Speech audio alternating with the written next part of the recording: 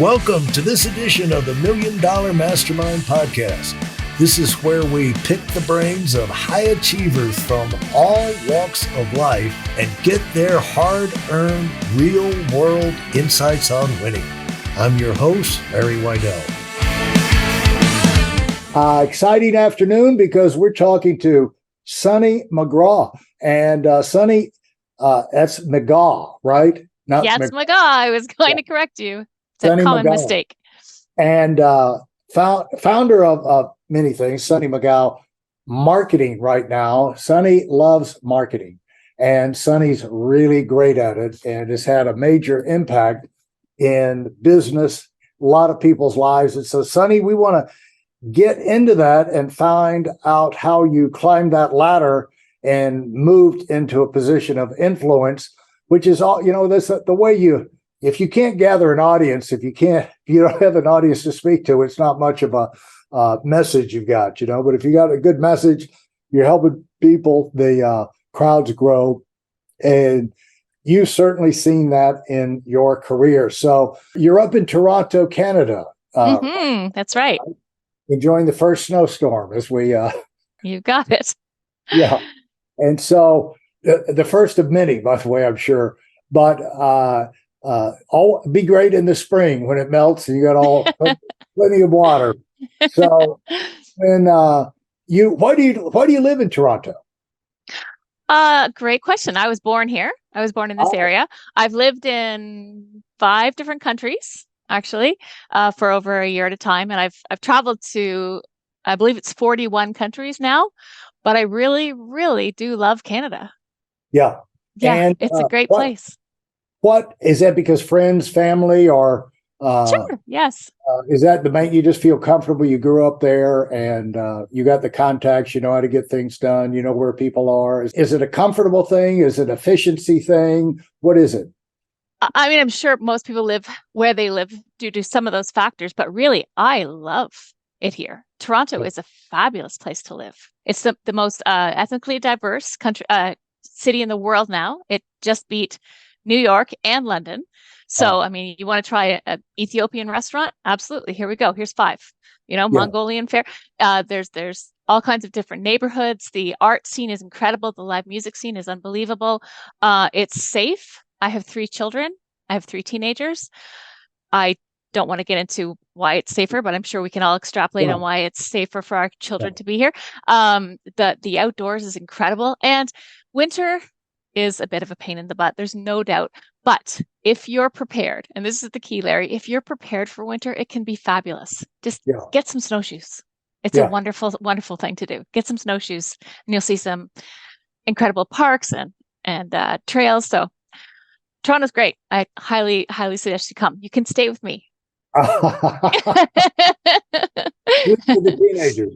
Yeah, in the teenagers' rooms. That's right. We'll have lots of fun. Double up. So talk to us now. How did you started in Toronto? When you grow up in Toronto, what kind of family did you come from, and what did you set? What happened to you? What did you see that you think influenced you in significant ways? Great question. I'd like to go back to something you said at the very beginning too, is that helping people. And I think you said, if you can have an audience and you can help people. And that really stuck with me when you said it, because I think that's been one of the best parts of my career, is that I've always felt that I was in service to people in some way, some roles more than others. And we can talk about that. But if you're doing marketing or doing anything where you feel that you're providing a service and you're really helping to elevate your community, you're providing information, opportunities, you're helping people, that's a great position to be in. And I've been fortunate to have that experience in my career. And as far as how I got here, let me do something. I'm going to put you put something on the table there. I'm going to put something on the table for us to get to, which is one thing that you write blog posts, and I really like the title of one of them was "Ideas Without Actions Are Worthless." Yeah, totally. Yeah, that's why when we look for speakers for this podcast, you got to have accomplishments. You got to have results, or it's just words. You've got words. Everybody's got words and can act the part, but you can hire an actor for that, And so when they say the things, it's not as convincing or doesn't communicate as someone who's actually lived the words. And so I hope we get into that, but to let people know, well, I'm not even going to get into it, but I mean, right now we'll have to get into it, but I mean, gradually, but you have spoken, you're a TEDx speaker, you're a university lecturer, you're you've done, amazing things with your business. You took a sabbatical leave for 10 months, travel around the world, backpacking with your family. And, they say the thing that, Sunny, that the one thing they studied families, and they found the real close knit families are ones that do a lot of traveling together, not because of any other reason other than you go through so much suffering from traveling. Yeah. And the suffering bonds you together. I couldn't agree more. All the surprises. Yeah.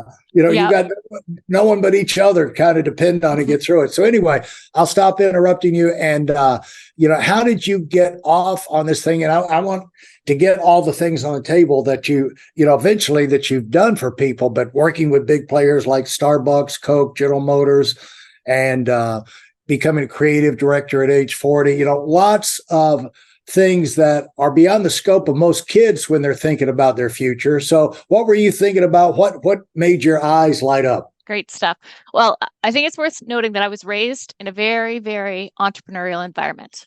So my father was a finance guy, but super into entrepreneurship. So he bought companies, built them, and sold them. So that was implanted in me pretty young, that was something I wanted to work in. And my mom was a kindergarten teacher, but the worst word in my house, Larry, was the word bored. It was like the F word. Like you could not say that word. Bored was outrageous. So my brother and I learned to solve problems, be creative. And my mom would also never buy us coloring books. It was always blank pieces of paper and crayons. So it was fertile ground for being like problem solvers, really creative, figuring things out on our own, and entrepreneurship, which is the line of work that I'm in now. So I think that's really important because I gravitated to it from a young age. And when you talk about young kids and what they might be looking towards, I saw opportunity everywhere I looked as a young kid. I saw opportunity to fix things, to improve things, to help people with things, and I still do. And I have to actually rein it in sometimes because I'm like, they don't want to hear your thoughts, Sunny. Like you don't have to tell everybody your thoughts on how to fix something. But I think that's an important thing, is learning how to spot opportunities. And so my youth was fertile for that. Yeah, I guess if you're a comedian, you grow up and you learn how to spot comedy everywhere. Everywhere you look, you see comedy. An entrepreneur, everywhere they look, they see opportunity. And so talk about when you came up, how did that background inform what choices you made and activities and things you got involved in? Well, it's worth noting that my first foray after university, so in Canada, we have 4 years of university, is an honors degree. So I was graduating at about age 22. I have a degree in fine arts and art history and a minor in philosophy. So people would say I have a degree in sounding good at a cocktail party. Like it's not maybe the most applicable degree, but I loved it. But I wasn't sure what I wanted to do. But I did know that I had a dream from the time I was 11 years old of working for, are you familiar with the company Club Med? Sure. Okay. So at 11 years old, I went to my first Club Med with my folks and I fell in love. I wanted to work there so badly. And I was athletic and I loved the sunshine. So in my third year of university, the year before I graduated, I called up Club Med and I said, what do you never have enough of? Like, what do you always need at Club Med? And they said, we never have enough archery instructors. I was like, okay, that's not what I expected to hear. I thought they were going to say childcare or waitresses or hostesses, but they never had enough archery instructors. So here again, I seized the opportunity. I joined an archery club. I was the only woman. I was the only non-hunter, and I took archery lessons for 1 year. And I became so good that I could coach at an Olympic level. Wow. And then in just a few months before I graduated from fourth year university, I called up Club Med again and I said, okay, I'm an archer now. I would like an interview. And they said, okay, well, why don't you call the Montreal office? And I said, no, I want to come to head office, which is actually in close to Lauderdale in Florida. And they said, okay, well, that you don't really need to do that. And I said, no, I really want to do that. Like I wanted to stack all the odds in my favor. So I bought myself a plane ticket. I flew myself on my own dollar, poor student, but I flew myself down to Florida. I showed up at the interview with my bow and my arrows and my targets. I even had balloons to blow up if they wanted to see some fun stuff. And they took one look at me and they were like, you're hired. Like, we don't need to see you shoot. You're good. So that might seem like a little bit of, and I did spend 3 glorious years working at Club Med. I loved it as much the day I left as the day I arrived. And I worked 1 year in the Dominican Republic and 2 years in Mexico. And it's worth telling that because that really informed how I approached everything that was really important to me in life. Now, you can't always go that far with every single thing because it's a fast track to burnout. But if you really want something, just look at all the possibilities and tick off, ding, ding, ding, ding, ding. I made myself unignorable. Yeah, that's a great phrase. Yeah, that's a great phrase. You made yourself unignorable. Yes. I don't think I've ever heard it said that way, but well said. You can borrow it. Yeah. But that did inform a lot of other things I've done in my career. If I want something very badly, and I'm certain that this is a goal of mine, I will take that same approach. And it served me well. And so how did your confidence come up? You're growing up, you're in the Dominican Republic, you're down there and you're meeting people, you're getting your feet underneath you. How are you being transformed? What are you seeing that you notice about the people who come down there? And, you're somebody who looks for opportunities. What were you thinking about yourself and your future? At what point did you start thinking beyond Club Med? Great question. Well, the people at Club Med, and I think this is one of the reasons I really wanted to work there specifically and not just any resort. It's an international resort. It's an international company founded by French people, Belgian actually. So we had a lot of international people coming all the time. So it was just fascinating. The dinners every night we ate eight people to a table. So you're always sitting with new people and hearing new stories and exciting adventures and different opportunities and careers I'd never even imagined. So I was really exposed to some fantastic characters during those 3 years. And I think I realized fairly early on that I didn't have a long career with Club Med. It just wasn't something that I could see myself growing old with because I knew I wanted to have a family. And that wasn't a great environment for a mother. So I sort of set my timeline at 3 years, and I left Club Med when I was 26 and still, fairly young to get into the job market in Toronto. Now, how did you move over into marketing?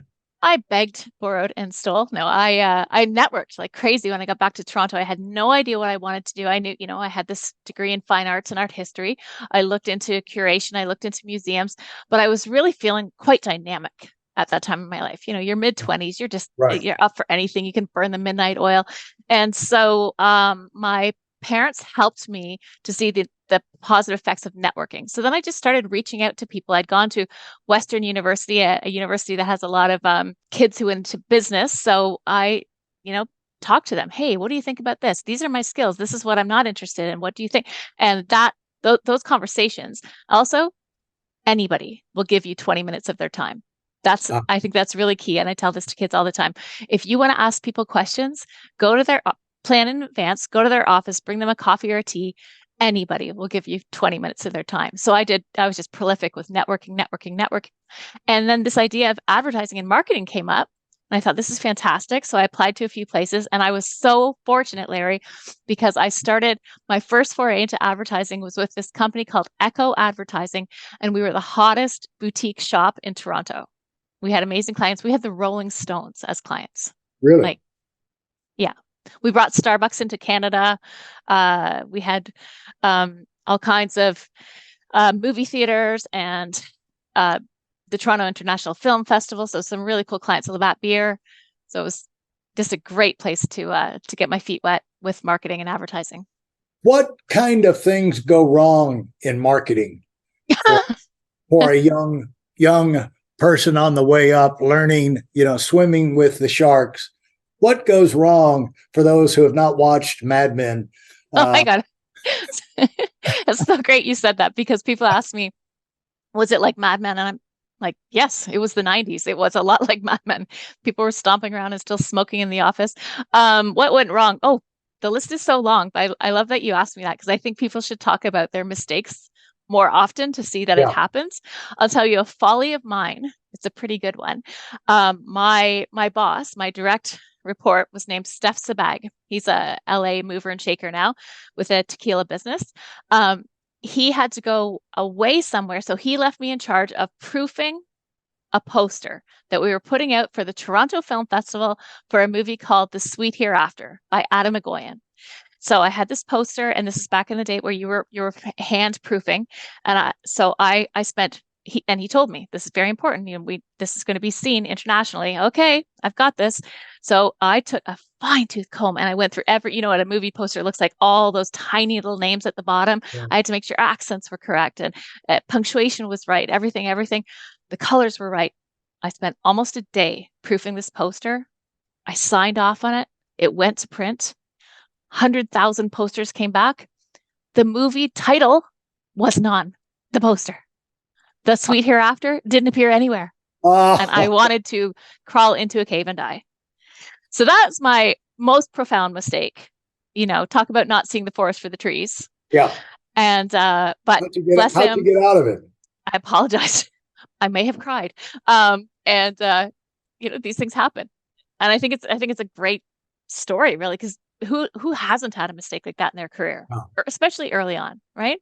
Yeah. We all do it. It's how you. This is also a parenting thing. It's what you do afterward that counts, right? Yeah. Admit your mistake, learn from it, apologize from it thoroughly, and move on. Yeah, so. You got to do that, or you can't move on. That's right. You're going to have to move on, but you can't do it if it's almost like you got your shoe nailed to the floor, because you will not admit, that you screwed up. That's right. So, and it's never more humiliating than at the moment you admit it, is it? Yeah. Except for the only other time is still at 3:00 in the morning, maybe twice a year. It haunts me. Like, how did I do that? The guilt time. Yeah. And so you kept on going. And what was a big success early on? Oh. I think, I can't say that there was one like big volcano of its success. I think it was like many steady, and I think this is true for most people. Consistency trumps almost everything in life. Yeah. Right. You keep at it, keep showing up, keep at it, keep working at it, keep learning, and that's what I did. I also was blessed with a fantastic mentor at where I just mentioned Echo Advertising, and I learned so much from him, Larry. His name's Len Gill, and I thank him and pay tribute to him every chance I get, because he taught me some fundamentals that without those fundamentals, I wouldn't be where I am today. Things such as the simplicity of punctuality, but the absolute importance of it. So if we would have every Thursday morning, our company had something where we came into work an hour early, and it was called Power Hour. So from 8 till 9, Power Hour. And we all learned to public speak. It was terrifying, absolutely terrifying. But we did it. We got better at it. But if you showed up at 8:01, and that doesn't mean 8:01 minutes, 8:01 second, the door was closed and you were not coming in. Never. And I loved that. I learned a lot from that. And the other thing that I think is worth mentioning that I learned from Len was this uncommon generosity. So as I said, it was back when people were still smoking in the office, and Len hated smoking. So he incentivized us, and we were all in our mid-20s. So pretty much everybody was, smoking and not living like the healthiest lifestyle. He incentivized us and said, I will give you $1,000, which is a lot of money back then, $1,000 out of my pocket if you can quit smoking for 6 months. And then when people did it, Larry, he would actually not only give them all that money, but he'd have like a celebration where all of us would get together, celebrate that success. And I mean, as I say, uncommon generosity, that's a leader. cares about their people. As I say, uncommon generosity. That's a leader, cares about their people. Thanks for listening to the Million Dollar Mastermind. If you felt there were any valuable takeaways from this episode, please take a minute and leave us a 5-star review. Your feedback is important and really helps us get the word out to a wider audience. Remember, we have a valuable webinar that is absolutely free. Register for it right now at weidelonwinning.com. Thanks for listening.